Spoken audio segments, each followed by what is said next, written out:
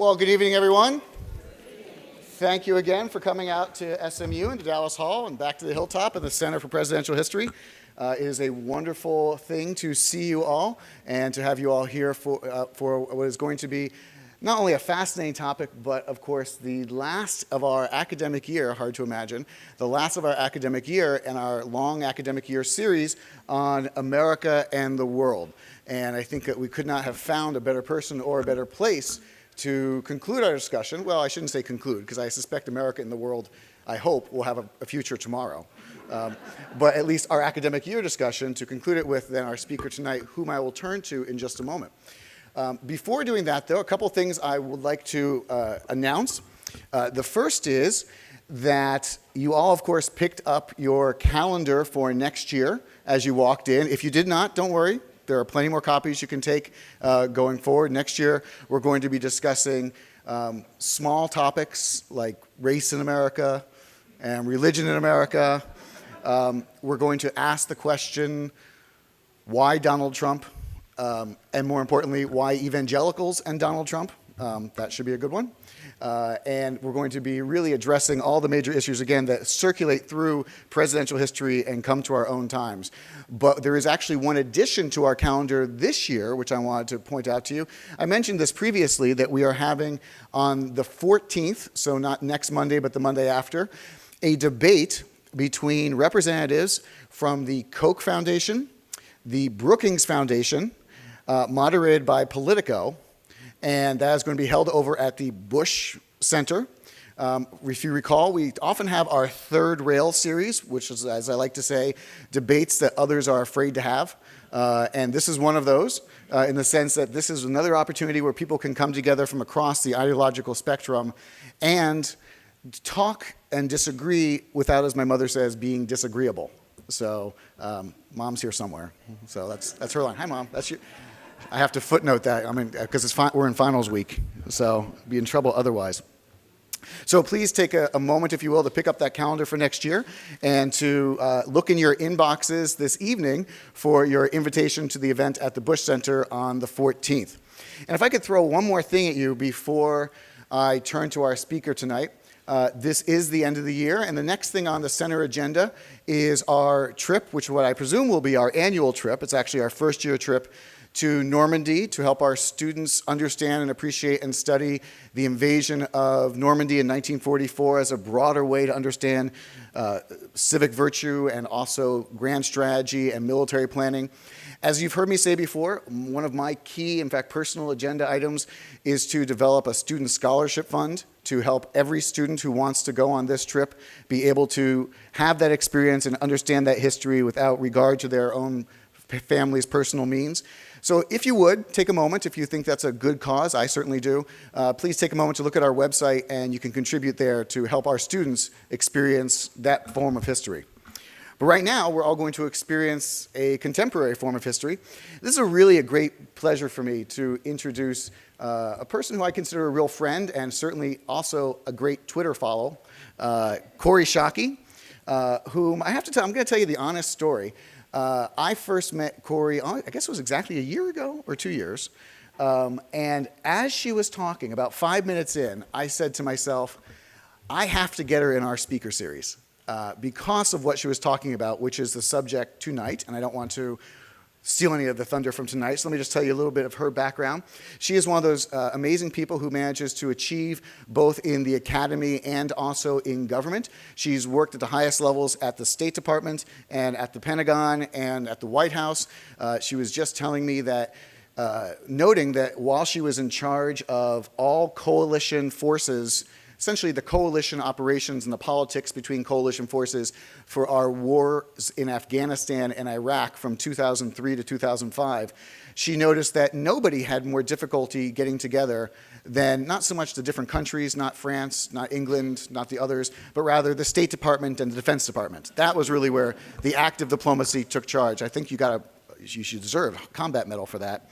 And she has also achieved quite marvelously academically, and I encourage you to pick up not only a copy of the book that she's going to be discussing today on civil military religions, but also a wonderful book called Safe Passage, printed by Harvard University Press in 2017, to describe what is really a historical anomaly, which is how there was basically one good example that we can find of a transition from one hegemonic power to the next hegemonic power, that it went cooperatively and peacefully. That, of course, was a transition between Great Britain and the United States. And hers is, I think, the leading and most exciting book on that to have come out in quite some time from Harvard last year. So after you pick up your copy of this, go to Amazon and pick up your copy of that. So without further ado then, if you could please join me in welcoming Kori Schake. Thanks. I'm not worried.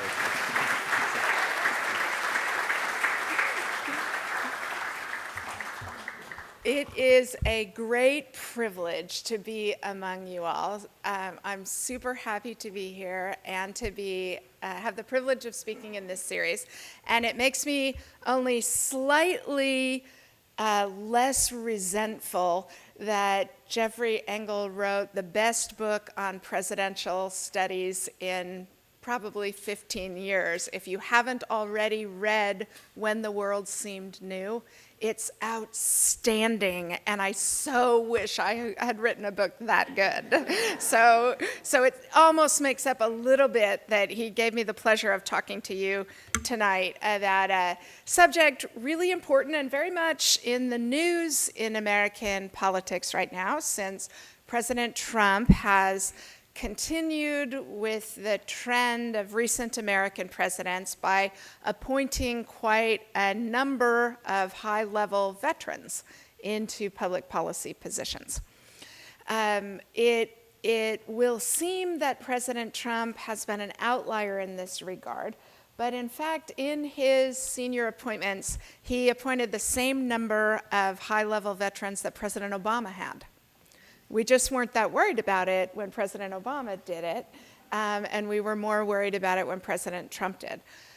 What I am going to talk about tonight is a study that Jeff showed you the book that Jim Mattis, the current Secretary of Defense, and I did when we were both at Stanford.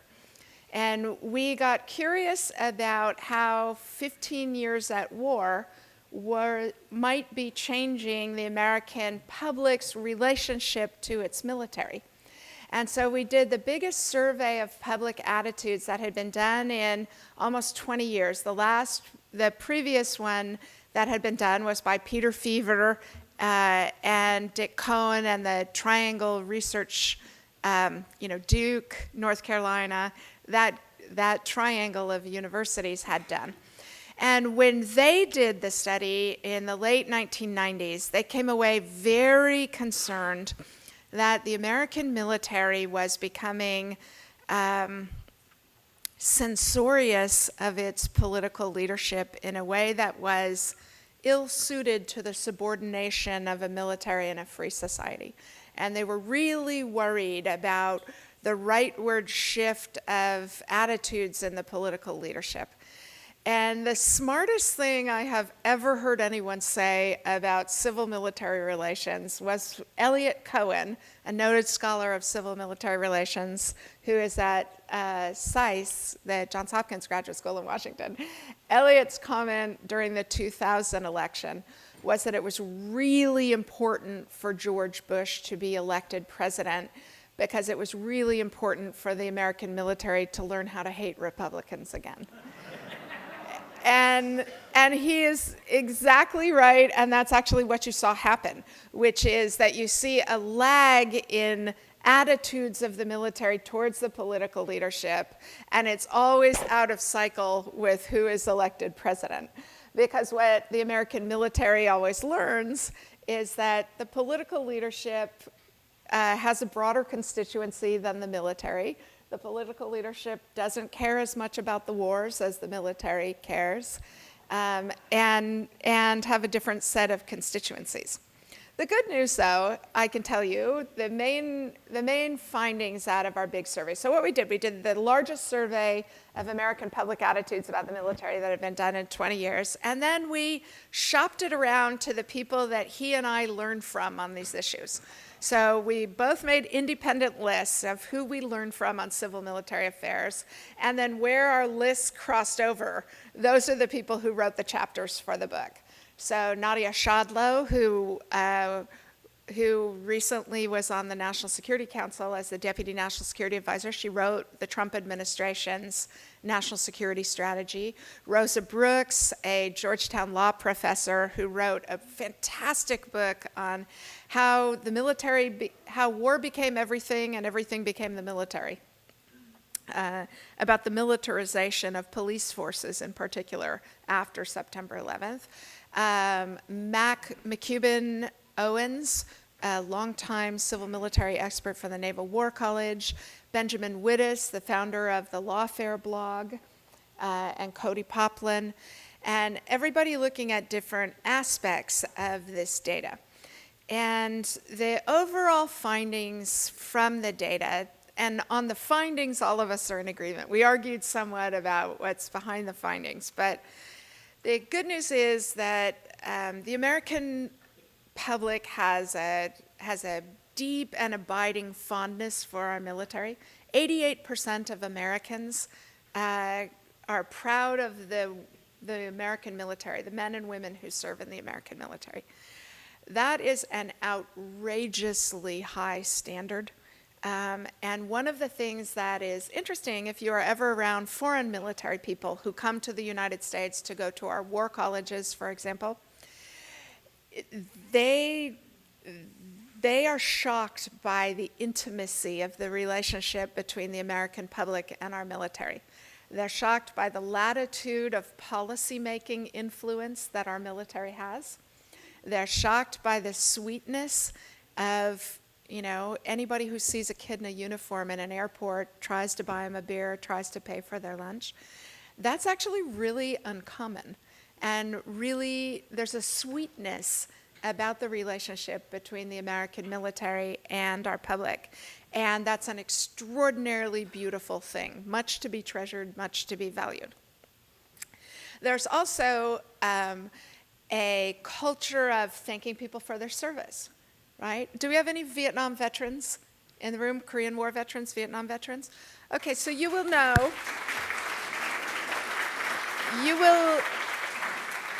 they well deserve that.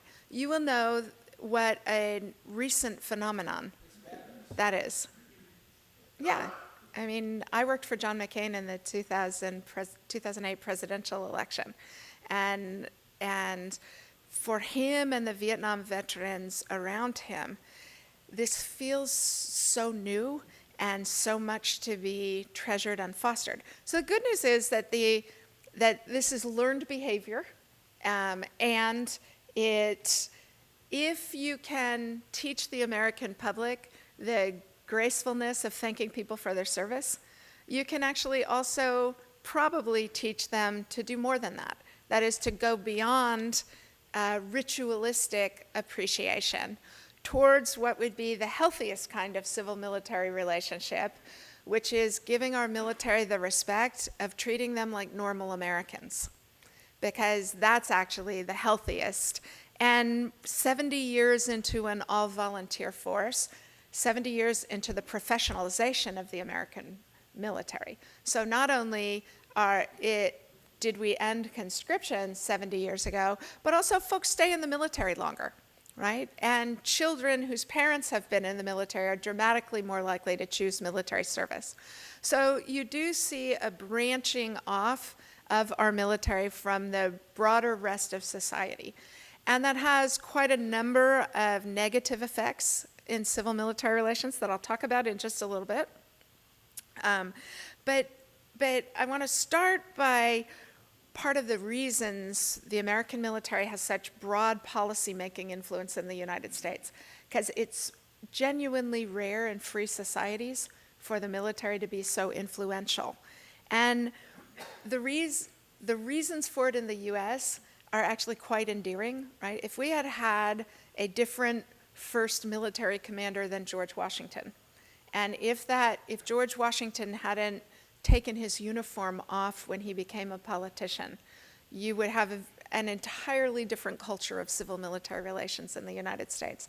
At the start of our national experience, not only did we have the best thinker on civil-military relations between now and then, George Washington, somebody who understood how much this fledgling republic needed the subordination of armed force to civil authority in order for that civil authority to genuinely be representative of the public. But you also, in the early time of the American Union, you have the Society of the Cincinnati, which were really important Revolutionary War officers who were committed to the American military never being a threat to civilian governance in this country. So it's a very deep tradition, both among political leaders, but especially in the American military. The Constitution, as you know, not only one of the sweet things about the American military is they don't actually take their oath of office to our leadership. They take their oath of office to the Constitution. So one degree of separation from political power, a commitment to the institutions and to the principles of the Republic. I don't know if any of you have ever testified before Congress in the Armed Services rooms or been there for testimony, but they have you sit right in front of a plaque of Article 4 of the Constitution, which reads, "It is the responsibility of the United States Congress to raise armies and maintain navies." And that's not only a useful reminder that our military only responds to the chief executive as commander-in-chief during war, but that it's Congress who really makes American defense policy and who really is the center of gravity for responsibility. I would love to talk in questions and answers about how Congress in the last 15 years or so is neglecting those responsibilities. But the Constitution has them rest there and gives divided responsibility in large part because they were so fearful, the founders were so fearful of a chief executive using the military against political opposition. The main thing, though, that keeps the American military on the straight and narrow is the very strong professionalism that the reason that they get such latitude to influence policy is because political leaders have such strong confidence that once a policy is decided, the military will either resign their commission or they will carry out those orders to the best of their abilities. One of the worrisome findings that comes through in the surveys that we did for warriors and citizens is that is eroding. The confidence on the part of political leadership is eroding, and also the public expectation of what they want the American military to do is increasingly politicized. And that's not good for the Republic. So, but civil military tensions are historically low right now, and not just under a Trump presidency. They were historically low under the Obama presidency as well. So President Obama fired 3 senior military commanders, and nobody batted an eye, right? Can anybody even remember what the names of them were? Stan McChrystal, Dave McKiernan, I'm missing one. Anyway, it's illustrative that we can't even name who the third was. And that tells you how strong civilian control is in the American military. Moreover, it was the military who, when Stan McChrystal gave the inappropriate interview to Rolling Stone, where people in his staff were critical of the president and the vice president, nobody in the American military leadership thought he shouldn't have been fired, because they respect the lines a lot more clearly than their civilian counterparts respect the lines. So civil-military relations aren't nearly as tense as when Harry Truman fired Douglas MacArthur. Even Harry Truman once said when he was president that the Marine Corps were the only people who had a better publicist than Stalin. and he had to apologize to the United States Marine Corps, right? And that's a high period of friction. We don't have those kinds of frictions now, in large part because our military is so comfortably subordinate to civilian leadership, and that's a very good thing. So what's worrisome that comes out of this civil military data is that support for the American military has always been quite high, at least in the last 30 or 40 years, 50 years. What is different, what comes out different in the data and what changes the civil-military relationship is that support for the military has remained high. Support and trust in our elected political leaders and other institutions of American life have plummeted. So the relative difference between public respect for the people we choose to lead us and our military, that gap is enormous and hasn't been this large in any data I've seen previously. So that begins to have political effects. It's sort of an inversion of trust, right? The people we elect, we don't trust, but the people we don't elect, we want to have more and more political say in the process. And the authors who contributed chapters to the book differed on how worried they are about that distinction, but all of us were at least a little bit worried. Because what happens in those circumstances is that the politicians have incentives to hide behind the military, to let the military make the justifications for the wars, because that will make them more acceptable to the public. The public has a tendency to outsource its judgment on the wars to the military, rather than hold their political leadership accountable. So what you see is the suits starting to hide behind the uniforms. And that's actually quite unhealthy in civil-military relations. Moreover, because you have elected political leaders increasingly relying on the military for policy approval, as the conveyor belt for policy approval in the public, the political elites begin to mistrust the military leadership. This comes out in the data. We separated out, I'm sorry, I should have said a little bit about how we conducted the survey, which is we got a statistically robust level of participation, and we broke it down because we live in an age of great data. YouGov actually conducted the polls for us, and we could break it down very precisely by age, by experience. One of the challenges in doing this kind of political polling is it's really hard to get a sensible description of political elites, right? Because if you sift by education level, that people with the highest education levels tend to trend Democratic. People with the highest income levels tend to trend Republican. So we developed a really robust and fine-grained definition that broke people down into public influencers, so pastors, community leaders, and also people who have had policy-relevant jobs, people who serve in government, journalists. So we could separate out the general category of elites, opinion shapers, from people who are policy relevant on these issues.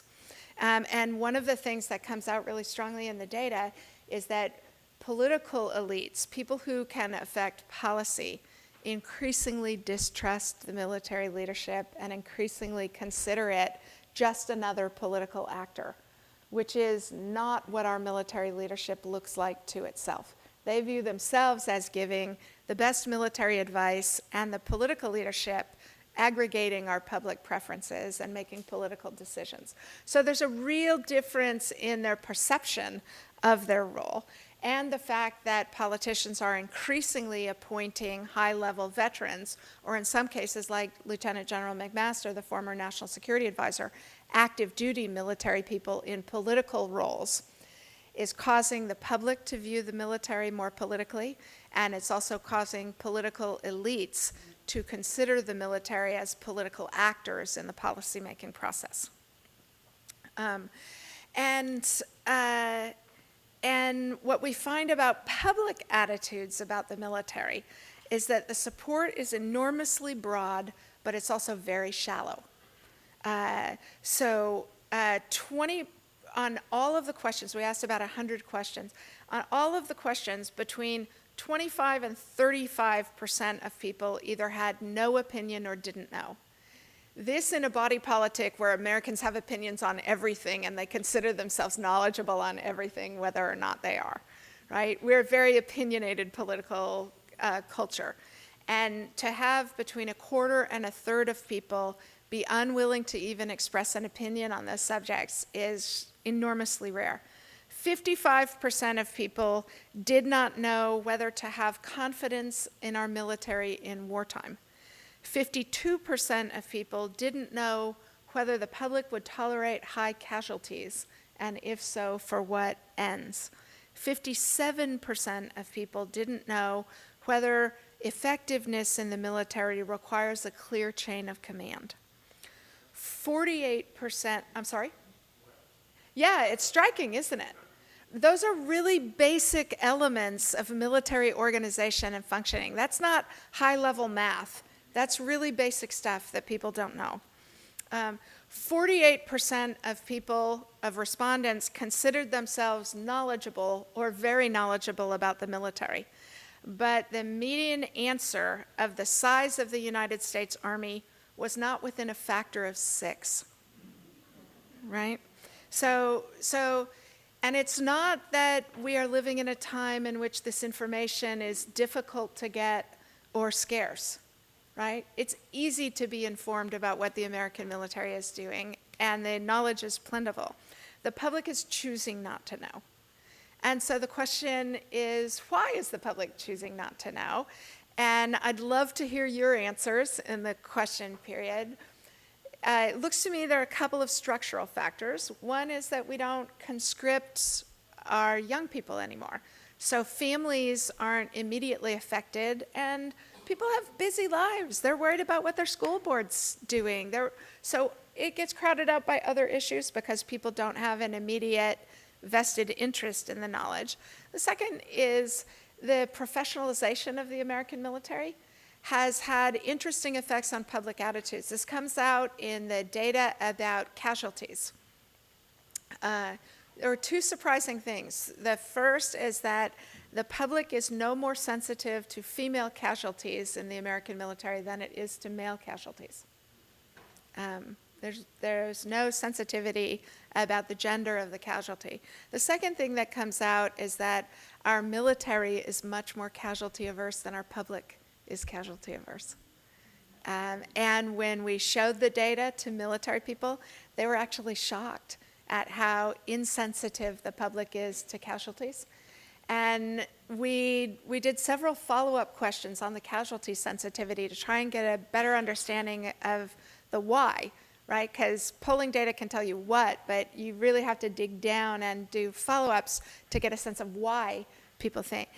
And interestingly, it relates to having a professional military, that people's attitudes about casualty was they knew it was dangerous and they signed up to do this.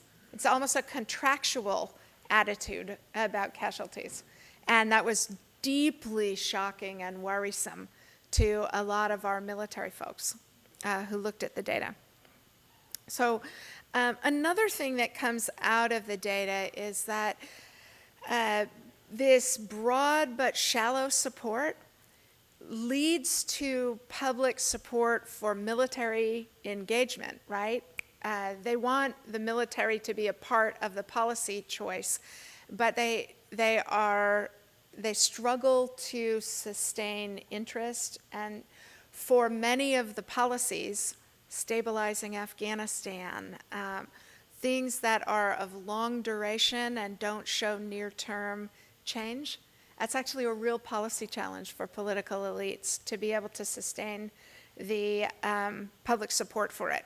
And that becomes more so when political leaders, as this president and his immediate predecessor, are unwilling to invest the political capital to have an extended conversation with the American public about the wars. So the good news in the data is that the public is ignorant about these issues, but they actually have really good judgment. That was, for me, extraordinarily comforting, that even not being knowledgeable, the public, for example, they, when asked, who is responsible for whether we are winning our wars? The answer is, of course, your elected political leadership, right? Because the president has to decide how much blood, treasure, effort, opportunities to do other things to expend on the war. And no American president has ever had that number be 100%, right? Abraham Lincoln didn't requisition all the wheat in the country to feed the army during the American Civil War. You didn't conscript every able-bodied person in the country during that war. So the question is how much of the national effort to commit to things. And the public gets that, fundamentally gets that. When asked, is the military responsible for the fact that we are not winning the war in Afghanistan, or is the elected leadership responsible for that? The public rightly affixes it where every civil military expert in the country and constitutional scholar would affix it. The public is deeply dissatisfied with the strategy for the wars, and in fact, quite a number of them consider policy elites incapable of producing strategies that win the wars.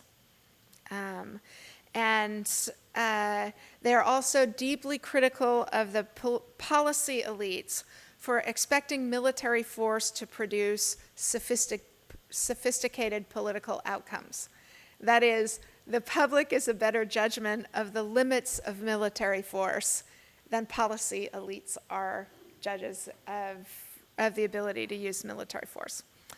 Another thing that comes out of the data, quite interestingly, is that political leaders very often talk about what they can't do because the public won't let them on the use of military force. That is an invented excuse by the public. It's really striking how much the American public is malleable on these issues. And they seem to make only two fundamental judgments. One is it worth it, right? Like, is this important to do? And the second is, does the president know what he's doing? And if you meet those two standards, which, by the way, aren't very high in the American case, the American public will actually give a president the benefit of the doubt on the use of military force. And that, too, is something pretty rare about American civil-military relations. So what are the big problems in civil-military relations? There's the one problem, which I talked about, which is political leaders' distrust of the military and the belief that they're acting as politicians. But the other and the bigger problem is public dissociation from these issues. You can really see it happening, and it affects, so if any of you are not fans and readers of a veteran of the Iraq War named Phil Clay, may I encourage you to get his book of short stories, which is called Redeployment, which is the best thing an American veteran has written since Catch-22. And he also has an article in this most recent issue of The Atlantic in which he is virulently critical of the way our political leaders are conducting the wars and makes a very strong argument that it's deeply damaging to the morale of the American military. And let me just read you his closer because it's a barn burner. If you think the mission your country keeps sending you on is pointless or impossible, and that you're only deploying to protect your brothers and sisters in arms from danger, then it's not the Taliban or Al-Qaeda or ISIS that's trying to kill you. It's America. And this dissociation, and that the public isn't demanding that the Congress do its job of oversight when young Americans are in harm's way, and is not demanding that the president have a strategy that is actually making progress 15 years into the war, is a cause for concern. It goes to the issue of accountability, right? So anybody know what an AUMF is? an authorization for the use of military force. Congress, as you all know, since all of us had 8th grade civics, it is not the president who has the right to use military force. Congress has to grant the president that right. In the year of our Lord 2001, the Congress passed an authorization for the use of military force in order for President Bush to retaliate against al-Qaeda and the Taliban in Afghanistan. That is the same authorization for the use of military force that is governing American troops in Syria, American troops in Niger, American troops all over the place. That, my friends, is not good governance. That is not effective oversight of your military. You should demand that your members of Congress do their job and hold the president accountable. There was an article in the newspaper a couple of weeks ago that when President Trump decided to launch the punitive strikes in Syria after the latest of the 17 uses by Bashar al-Assad of chemical weapons against his own rebelling public, that the Secretary of Defense asked the president to get a new authorization for the use of military force, and that President Trump declined because he didn't want to have that argument with Congress. He had higher priorities.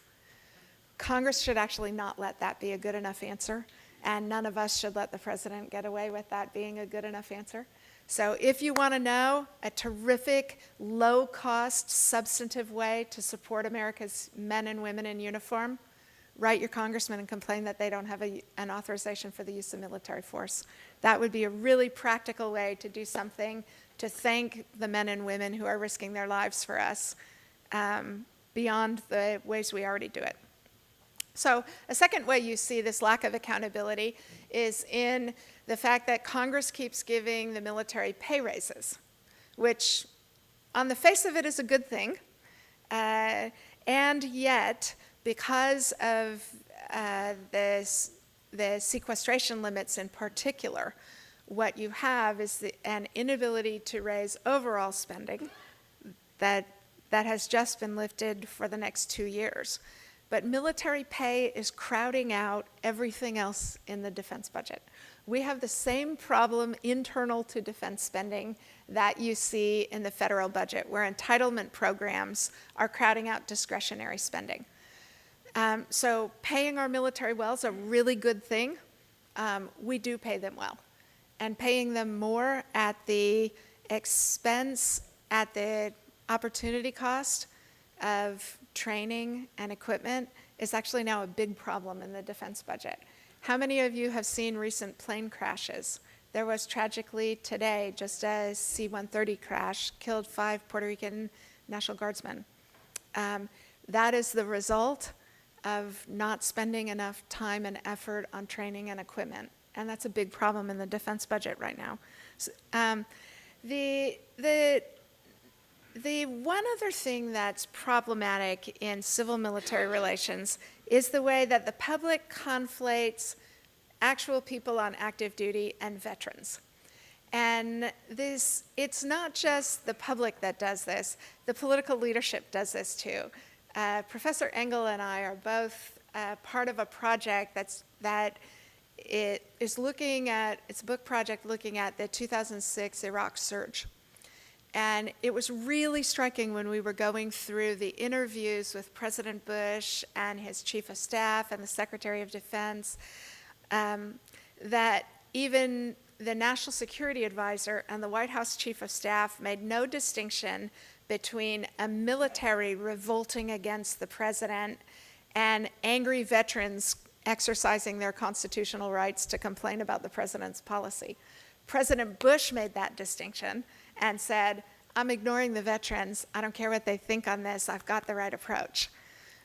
Right? He did the right thing, which is to treat veterans like every other group of Americans who are exercising their constitutional right to free speech and complain about their government. When the military does that, that's a serious problem. When veterans do it, it's known as free expression. And very often now, the public conflates the two. I want to talk about politicization of the military in the Trump administration. because it's a very active, interesting subject right now. So I hope you will give me a little sail on this. So I do think the president is doing damage to the norms of civil-military relations. When he talks in front of active duty military people about political topics, that is actually new. Presidents haven't done that before. They have not treated the military as a political audience. They have acted like a commander-in-chief in front of serving troops. President Trump talks about his election, tries to get them to cheer the breadth of his victory, those kinds of things. That's actually not healthy to put American military troops in that position of a politician campaigning in front of them. One of the reasons you see so many military folks and veterans in high-level appointments is that the public trusts them so much, right? So here's the good and the bad of the generals in the Trump administration. I'm only half kidding when I say that Mike Flynn, the National Security Advisor, who got fired after a month and a half or something, and is under federal indictment, I'm only half kidding when I say he is fantastic for civil-military relations in America. And here's the argument. Mike Flynn is great for civil-military relations because he's so obviously reckless, dangerous, unsuited for the job he was in, bad at it, unable to distinguish between what is legal and ethical in that kind of position. And that's great because it reminds us all that the military aren't just comic book heroes who leap tall buildings in a single bound and are always virtuous and can therefore be trusted with our judgment instead of us doing it, right? The American military is us. There are jerks, there are adulterers, there are geniuses, there are innovators, there are lazy people who have to be watched constantly. Our dissociation from our own military has led us to have binary views of them. We either think they're all comic book heroes and impossibly virtuous, or we think they're pitiable, right? A gal who couldn't get a job in a gas station, therefore she had to go fight the Iraq War. And that may be true of individuals, but the best thing you can do for your military is actually get to know them, because they're actually not very different from us.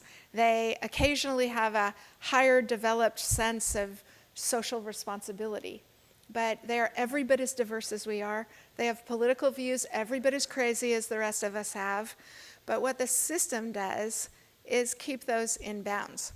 So how many people in this audience knew before John Kelly was the head of Homeland Security that he had views on immigration very similar to President Trump's? Anybody? Okay, you, I take, probably nobody else, right? That's civil-military relations in the United States working how they're supposed to, right? Nobody had any idea for the 44 years he was on active duty that he had views like President Trump's. And that's what the system looks like when it's working, right? Because he didn't bring his political opinions into his job. He did his job. General McMaster is a particularly difficult case because he chose to do a political job while on active duty. I personally think it would have been much healthier for the Republic if he had retired and done that job as a veteran. There are, of course, precedents. John Poindexter in the Reagan administration, an active duty admiral, did that job. Colin Powell did that job as an active duty Army 3-star general. In both those cases, I think both those cases are fantastically illustrative because they are the Reagan administration also having the suits hide behind the uniforms, right? Why did Colin Powell get that job on active duty? Because it was after the Iran-Contra scandal. And the message the president wanted to send is, we've got this squared away now, the military's taken this over. So it's not a new phenomenon, but it's accelerating that they're hiding behind. And the problem with General McMaster in that job, in my judgment, is that an active duty military person, and even most high-level veterans, right, by which I mean people who spent the majority of their professional life in the military, the problem is that they're not political enough, right? They don't have the experience that people who do the rough and tumble of running for the school board or defending third grade reading rates or how the sewer system is functioning in Sonoma, California. And so when you think about General McMaster being pulled in front of the cameras after the president's meeting with the Russians, remember the meeting at which the president is alleged to have revealed classified information provided by the Israelis. General McMaster got up in front of TV cameras and gave a very careful, lawyerly, half-hearted endorsement of the president's right to determine what's classified. That was totally unhelpful to the president in those circumstances. What the president needed was a bare-knuckled politician like James Baker to make a full-scale political argument that could have actually protected the president. So one of the downsides of having an active duty military officer is he wasn't political enough to be helpful to the president in those circumstances because they don't have those kinds of reflexes. But it is here to stay. Until we get a much higher proportion of senior veterans appointed who do a disastrous job and collapse the public confidence that they are better at this than us normal mortals are, it's going to continue to happen. So my hope is that the Mike Flynn phenomenon will ground a little bit better public attitudes about our military, that they are very good at what they do for us. That doesn't mean they're very good at lots of other things that they don't do for us when they're on active duty. And I want to maybe say a couple of other things about politicization. The post-Vietnam standard, which is that the military doesn't get involved in politics in the United States, and that high-level veterans remain at a sort of quiet distance from it. That's been breaking down for a long time, right? The first crack in the norm was the retired Marine General P.X. Kelly endorsing Ronald Reagan. That was the first time that had happened in a long time. We have previous instances of active duty military, right? General Leonard Wood ran for president in 1920, campaigning in uniform while on active duty, which is shocking to modern sensibilities, right? And Douglas MacArthur certainly behaved in an overtly political fashion, both before and after he was fired by Harry Truman. He gave a nomination speech at the Republican convention in, 1952. And he wasn't in favor of Eisenhower. But in the post-Vietnam era, it's been very rare.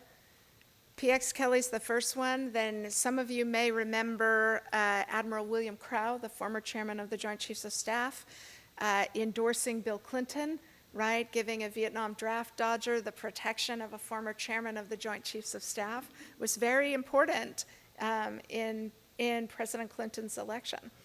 And after that, it starts cascading, right? Everybody has released lists of 400 retired generals and admirals who will endorse them. It's a normal part of American politics now. What comes through in the data that we collected for our book is just how much the public, because they trust the military more than they trust their elected politicians, is pushing the military into the kind of, in my view, shocking roles that you saw in the last political cycle, right? Mike Flynn at the Republican convention leading chants about locking up a presidential candidate of the other party. John Allen, now the head of the Brookings Institution, was equally in violation of civil military norms at the Democratic convention by marching out to John Philip Sousa, a whole bunch of retired veterans, and in saying that, appealing to the active duty military to endorse the Democratic political candidate. Those are both outrageous violations, and the public very much favors having veterans play that role. So what we see happening is that Peter Feaver at Duke and Jim Golby, who's an active duty military officer and a scholar of this, I think have it exactly right. What we begin to see is a politicization of the military, much like you have seen the politicization of the Supreme Court, right? That people think it's a worthwhile institution and apolitical when it supports their preferred policy positions. And they think you're not real soldiers if you don't support what I think ought to be done in this instance. That's where we are headed on civil military issues in the United States. And on that cheerful note, I will end by saying that one of the really beautiful things about 15 years at war and a military as educated and as professional as the one that we have is we are living through a genuine renaissance of veterans literature in this country. If you haven't read anything by some of the young veterans who are writing now, oh, can I encourage you? Get Elliot Ackerman's novel Green on Blue about an insider attack against U.S. forces in Afghanistan. Read everything Phil Clay writes. Matt Gallagher, who wrote Fire and Forget. Matt Young, a Marine veteran who just wrote a terrific memoir called Eat the Apple. There's so much that's great that's going on in literature by veterans of our current wars. And what they are trying to do is knit that connection back between the American public, which is no longer intimately involved in our military life, and what that experience is like. Literature transports us out of our own experience and makes us empathetic about other people's experience. So another great thing you could do to show your support for the men and women who are defending our country is read what they're writing about, read what they're talking about, follow them on Twitter, find out what their sense of humor is like, because they're actually wonderful, and they're also very much like you, and they would like you to know that. So thank you very much. I'm happy to take any questions any of you have.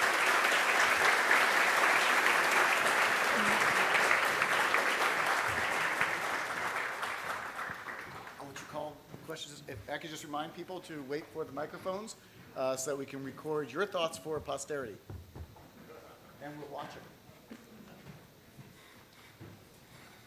Have, in any of your questioning and your surveys, did you do any extensive research into the financing of the wars, either prior to World War I or since World War II, to see how the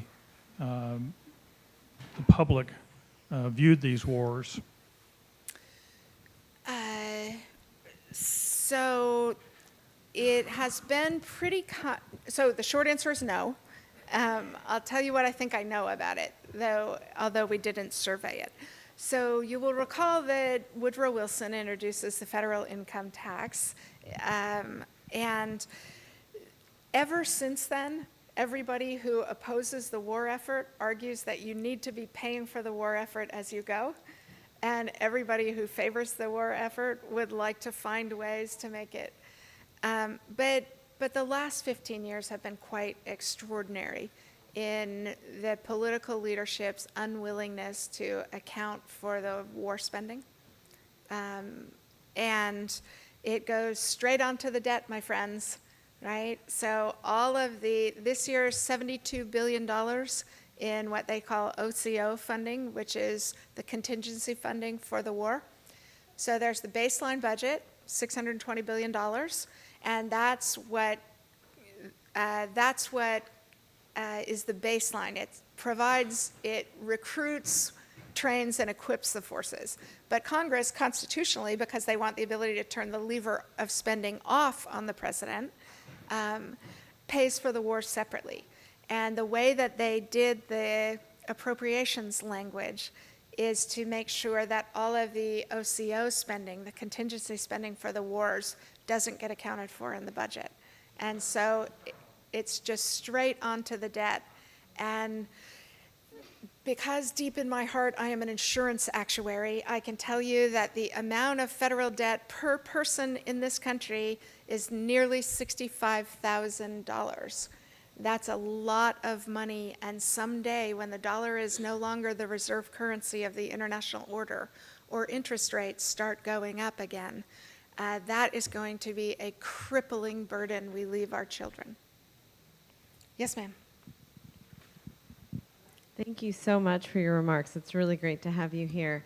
So following on that question, you talked a lot about the relationship between the U.S. public and the military, but in your research and looking at this issue over your career, frankly, how much has what's been going on in Congress and the fact that it is unable as a body to act as one, it seems to be, then what effect is that having on the fact that we're not making good budgetary decisions, we're overfunding, we need to write to our congresswomen,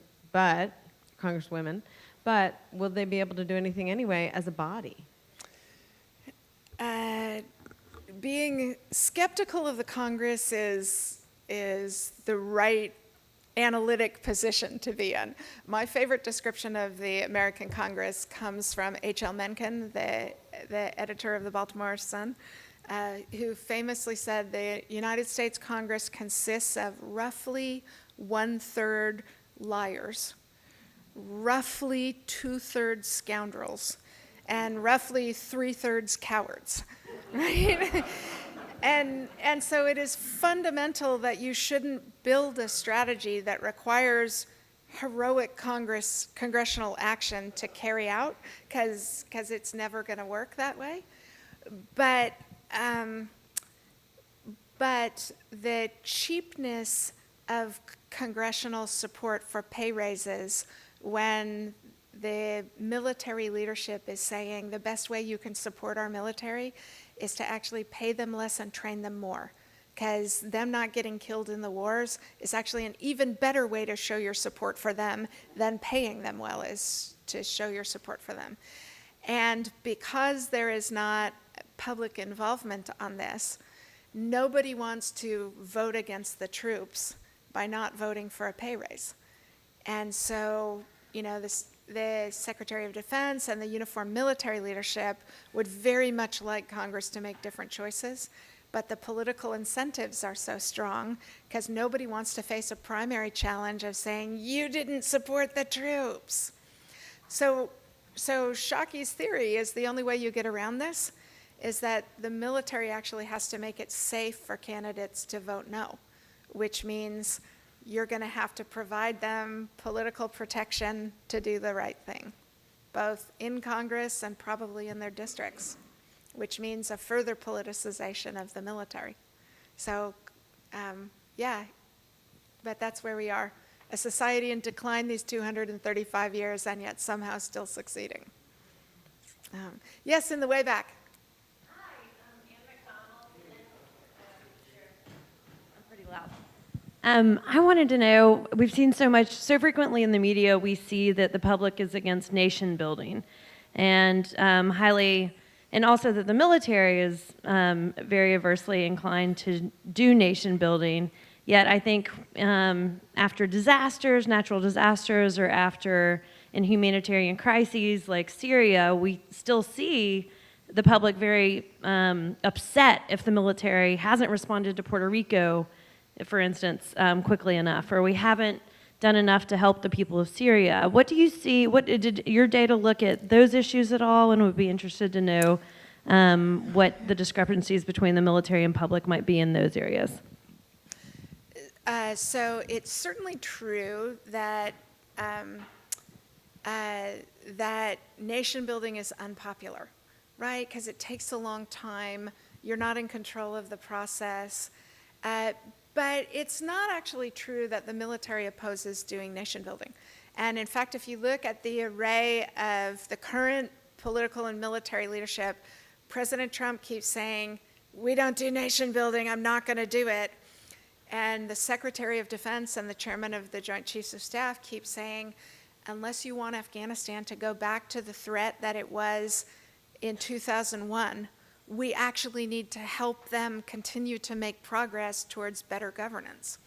And the Secretary of Defense and the Chairman of the Joint Chiefs of Staff are the ones that keep trying to drag the president into understanding that if you want Syria to be anything other than a festering viper nest of threats and an enormous continuing tragedy for the people of Syria, we actually have to have a positive contribution to make.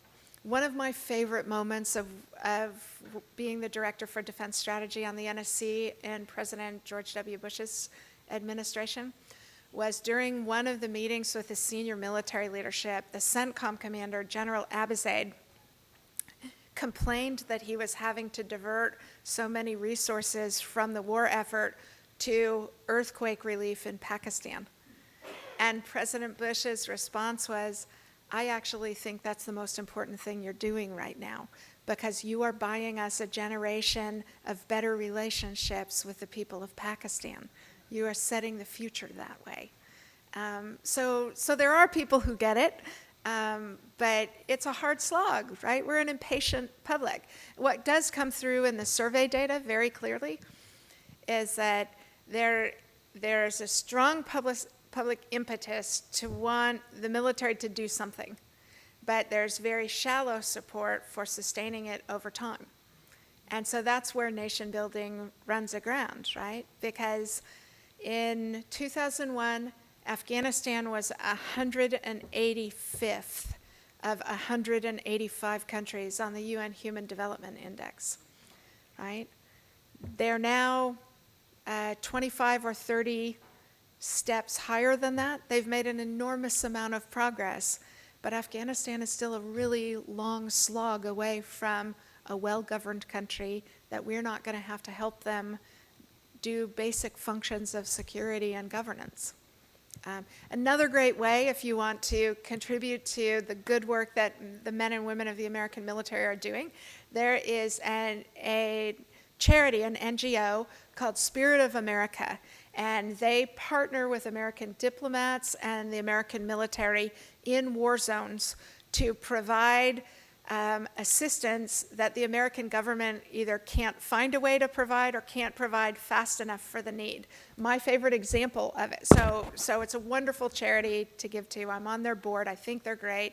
One of my favorite examples of work they have done is in Mali, where we are quite concerned about the spread of radicalization. They went with American diplomats around to communities and asked, how do we help prevent this from happening?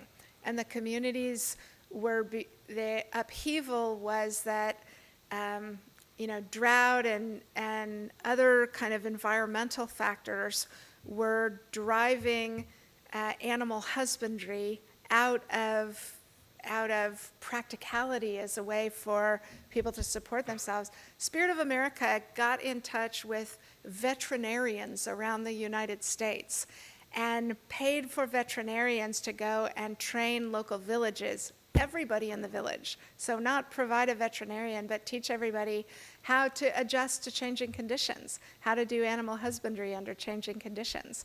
And it made a huge difference, again, in changing public attitudes about trying to help us solve the problems we're worried about, which is what nation building does over the long haul. Yes, sir.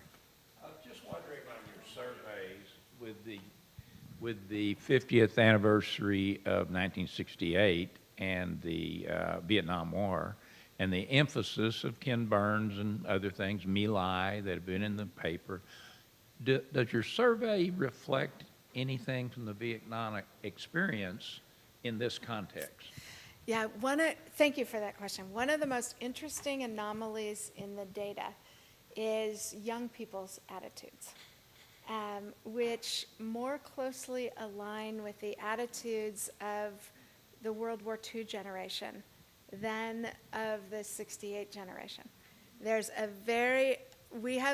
We spent so much time trying to figure out why it is that the reflexes of a 25-year-old are closer to the reflexes of a 70-year-old than of anybody in between.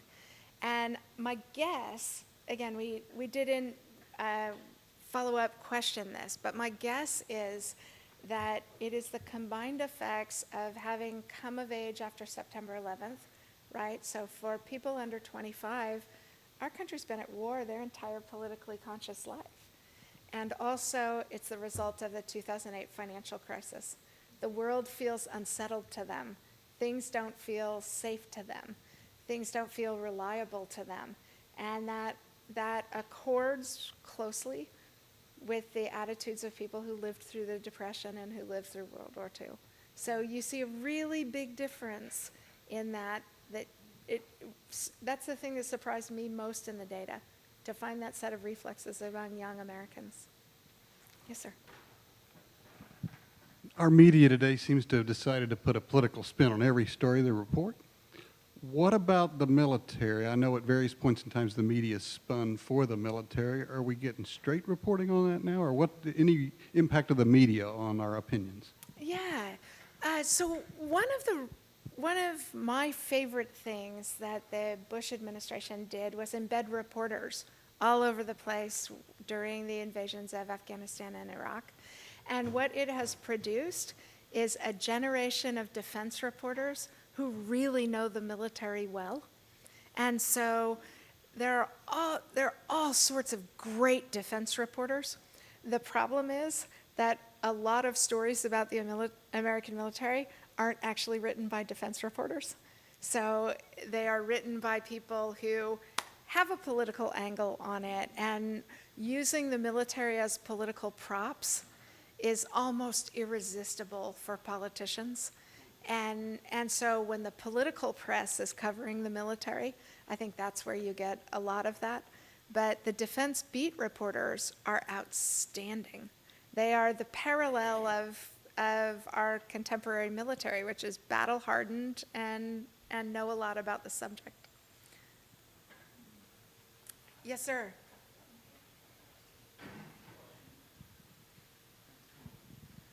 We haven't talked about North Korea, but that seems to be positive spin. Just curious your thoughts. What would happen, best case scenario, they get together, our military presence in the Pacific, does it go away? Does it stay?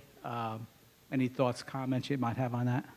Yeah, so thank you for asking me a policy question to liven up an otherwise academic and heavy discussion. So a couple of things. First, what does the best military option look like for preventing North Korea from retaining nuclear weapons and long-range missiles to hit the United States? In the best possible circumstance, a preventative strike where nobody sees it coming but us, and you can identify, locate, target, and destroy all of the nuclear weapons, all of the mobile missiles that would flush out onto the road system. You could destroy all of the ICBMs before they get fired at Japan or the United States. And let's say in the space of 3 hours, you could destroy the 10,000 artillery tubes in range of Seoul, South Korea. Even in those circumstances, you probably have 300,000 dead South Koreans. And 134,000 Americans live in South Korea as well. Military families, servicemen and women, business people. So there's not a military option that looks like anything anybody ought to want. And if we preventatively take out the program, that is, they haven't fired anything at us, we just decide we don't want to run these risks, we're choosing 300,000 dead South Koreans. Moreover, South Korea's lived in risk from North Korea since 1953. So they live every day with the kind of threat we are newly concerned about. So there's not a good military approach to this problem. I actually think that Trump, I am one of those snotty Republicans who signed all the Never Trump letters and refused to work for him. So I'm not a huge fan of the administration. But on North Korea policy, and I was really nervous when the president started dialing the pressure up on the North Korea piece because there aren't good military options. But two things happened that made me really strongly support the administration's policy on North Korea.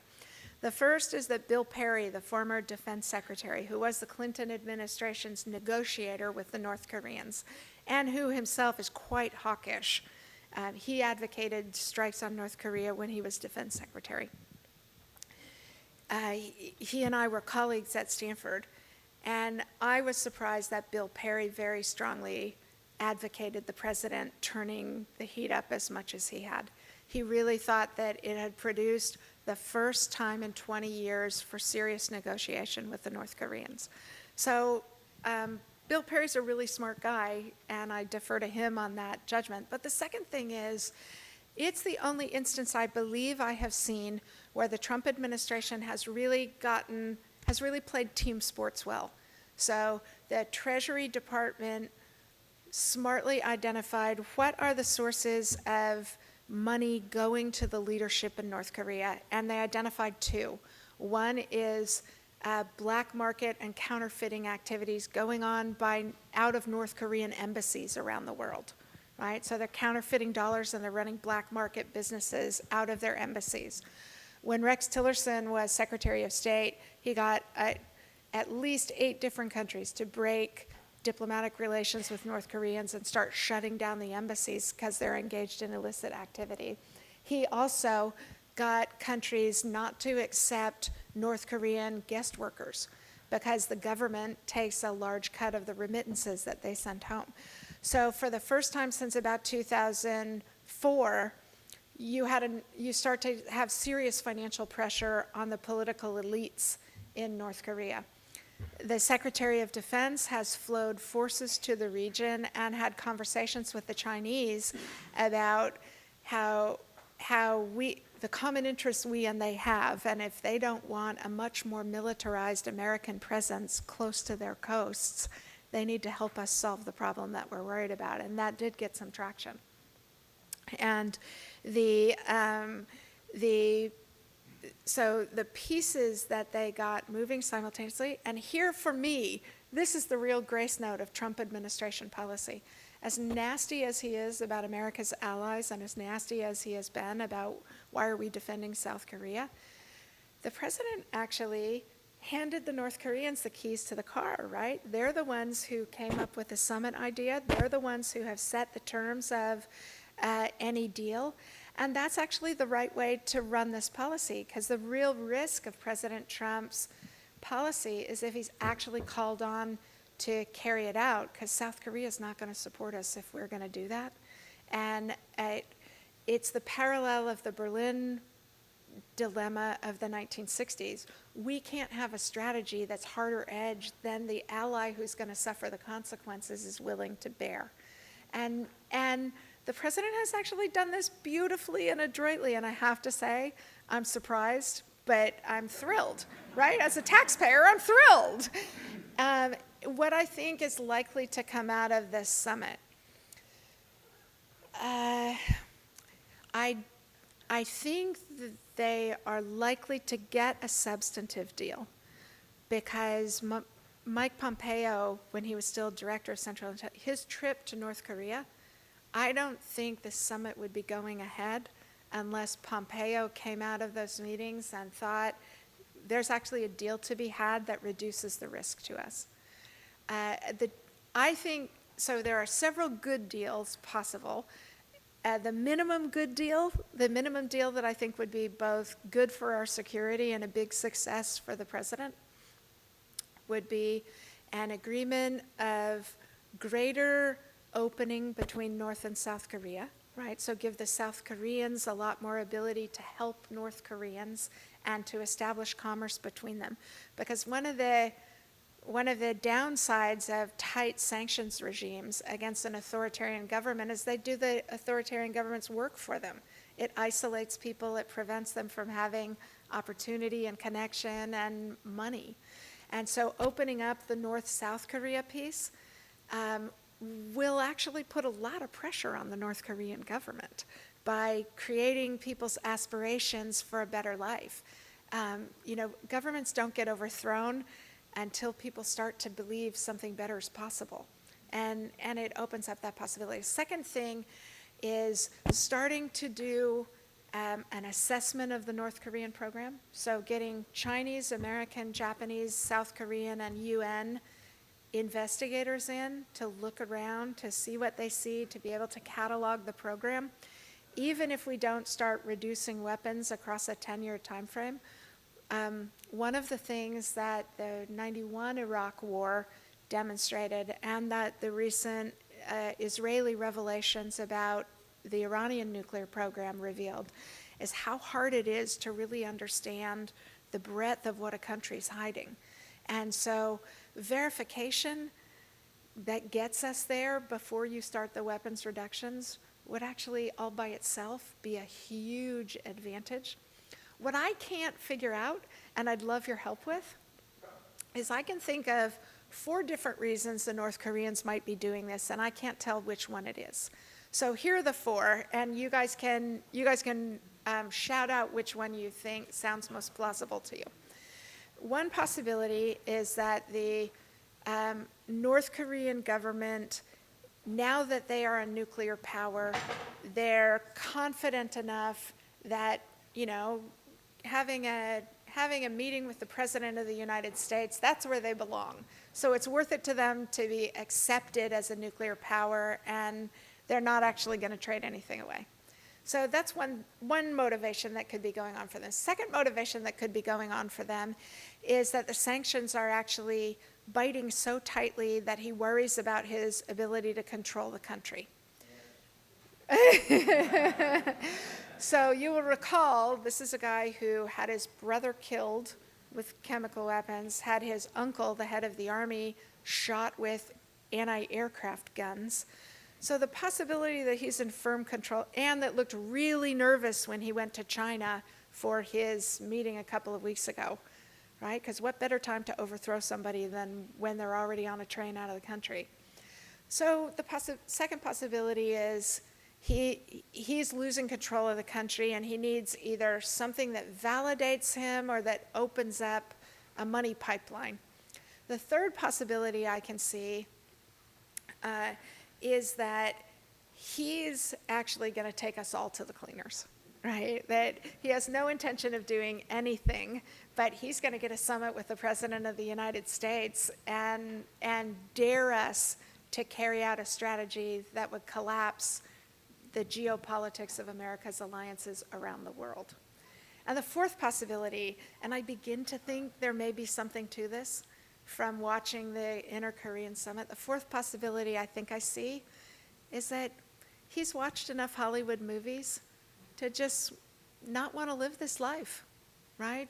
To be the guy that slowly permits Korean integration, and he goes down in history as a great man, rather than a guy who starved his own population and has a couple 100,000 people in prison camps, which he does, by the way. Yes, sir? He runs for president of United Korea, and they start building oil plants in Kentucky. There we go. You know what? I'll take that. That's a success story. I'll take that. Yes, sir, in the back. Oh, okay. I promise I'll answer them both. Well, my name is Byron Brown. I served 29 years military service. I was in Korea for 3 years. Ah, okay. What do you vote on this? Correct. But I'm also a candidate in Collin County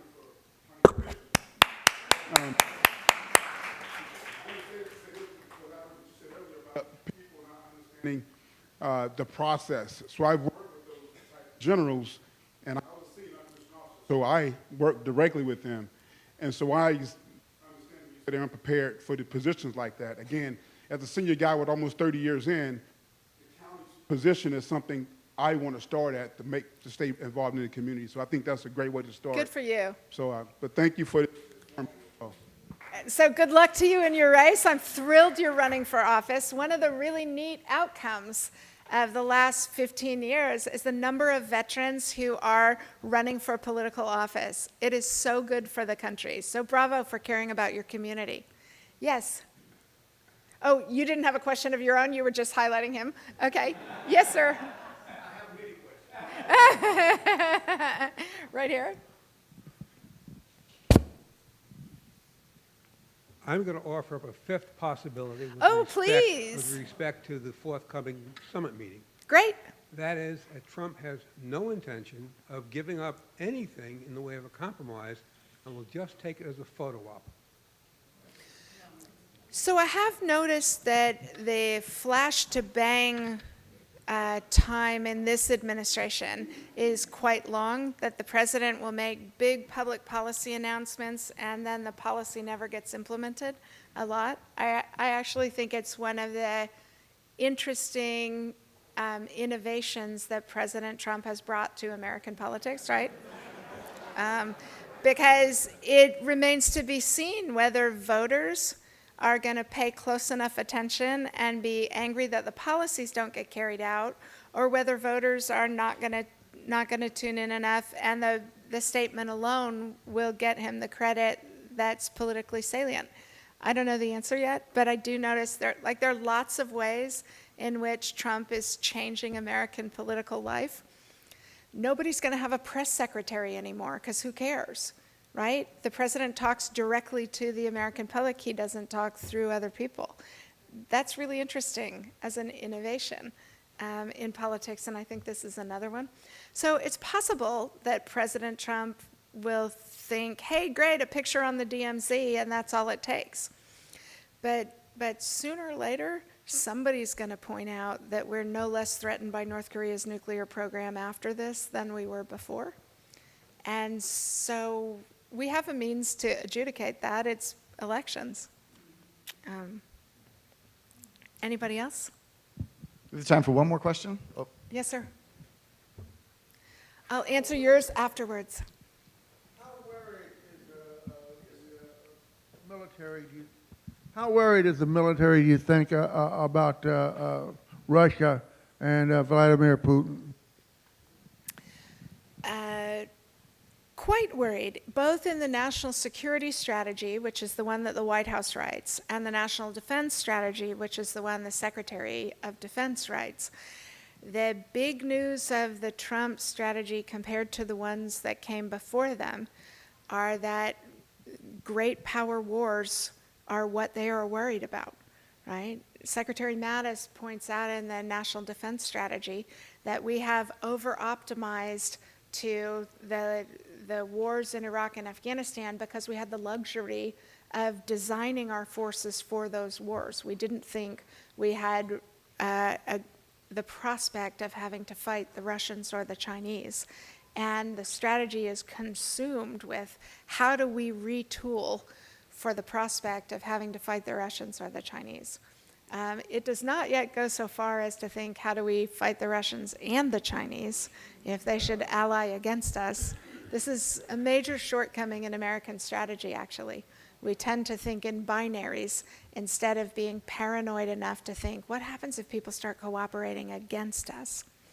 But there's a very healthy anxiety about Vladimir Putin's intentions, about the willingness of the Russians not just to interfere in our elections, to commit assassinations on British soil, but to want to get caught doing it, right? They actually want us to know they're doing this, which is even more dangerous than them doing it. And what we have seen with the Russian moves into the Syrian civil war is not only are they playing a very weak hand very adroitly, right? They rightly read our reticence to engage in that problem, and they moved in and with a very small military contribution have become the power brokers of the Middle East. But the Russians are still playing a bad hand, right? Their defense spending went down 25% this year because they simply couldn't afford it, right? They don't have an economy, they have oil exports. And they can't, because of governance in that country, they can't keep talent, right? Talented Russians are all over the United States, and we're extraordinarily lucky to get them. But the brain drain out of Russia, the lack of creativity, the lack of the ability to diversify their economy, the rampant mafia-style corruption in their politics, those are all self-limiting factors. And what Putin has done is caused people not to pay attention to that because he's getting them to pay attention of a resurgent Russia, right?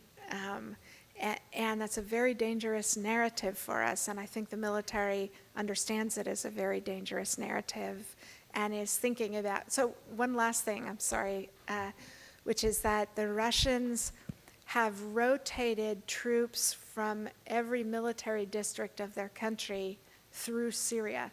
They are using Syria as the training ground for high-intensity operations of their forces and for rolling out new equipment. So they want us to see their increasing proficiency. But I also think the Russians have a very healthy appreciation for how much better we are at this than they are at this. There can't be any doubt in Vladimir Putin's mind that in an actual conflict with the United States and our allies, that they would lose that quite handily.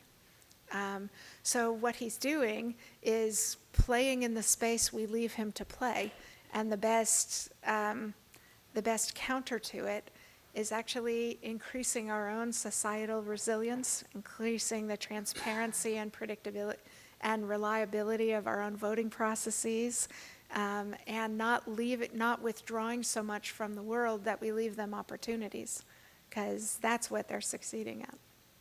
Thank you, people, for coming and making this conversation possible. I appreciate it very much. Thank you all. Thank you all very much. Once more, I encourage you to pick up our calendar for next year on your way out. But I do want to note one thing, which is you pointed out the difficulties of a society that suffers a brain drain where its smartest people go elsewhere. You just moved to London. So just keep that in mind. Jim Mattis keeps teasing me about getting out of the North Korean targeting grid.